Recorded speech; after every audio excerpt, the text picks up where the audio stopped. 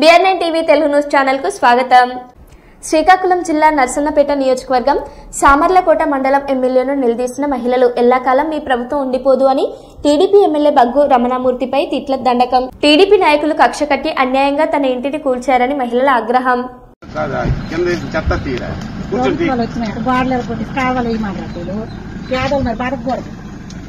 మళ్ళా దేశాలంటే తట్లు మోసినట్లు ఎలా ఏట అవుతారో మోస్తారో ఎలా దెబ్బ అయిపోతారు.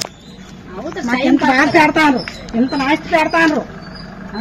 కట్టుకుని గోడలు ఎరగొట్టి కాలువలు వేస్తారు. అయ్యని కడాలు వేసి లేకుండా డ్రైనేజీలు మీకు బలం ఉంటే, మీకు డబ్బు ఉంటే, మీకు ఎమ్మెల్యే సపోర్ట్లు ఉంటే అంతే. ఒక్క రెండు సార్లు పడుతుంది మనకున్న మనకే ఉంటుంది.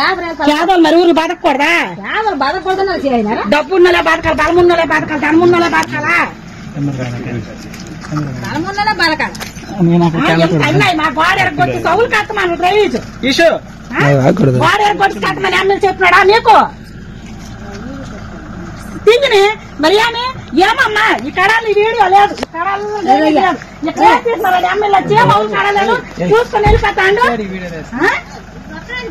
ఇవంతా బట్టి ఏం కడాలు తీయలేదు కోరవ అన్యాయం చేసినాడు. దేశాలు పది కూడా కష్టపడి వచ్చినాము. రోడ్లు అన్నారని చెప్పాడు ఎమ్మెల్యే కోరవాలి నీరు కాదు, రోడ్లు అన్నారని చెప్పాడు ఎమ్మెల్యే కోరవాలి నీరు.